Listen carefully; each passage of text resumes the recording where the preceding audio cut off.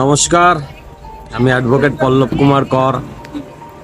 আজকে আপনাদের একটা খুব ভালো জিনিস জানাচ্ছি, যেটা হলো অনেক সময় অনেক কেসে এভিডেন্স যখন আমরা করি, ট্রায়াল যখন চলে, এভিডেন্সে অনেকে একটা ছোট্ট ভুলের জন্য কিন্তু সেটা প্রুভ করতে পারে না। সেটা কি?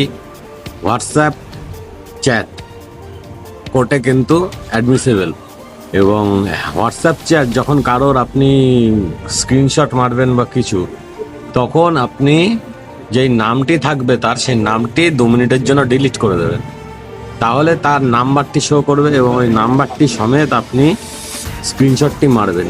অথবা আপনি যদি নাম সমেত মারেন, তখন কিন্তু তারা বলবে কোর্টের কাছে যে এই স্ক্রিনশটটি ক্রিয়েটেড। সুতরাং আপনি স্ক্রিনশটটি মারবেন যখন, নাম্বারটি ডিলিট করে দিয়ে তারপরে মারবেন। ধন্যবাদ। আমার চ্যানেলটি সাবস্ক্রাইব করুন, ফলো করুন, লাইক শেয়ার কমেন্ট করুন। নমস্কার।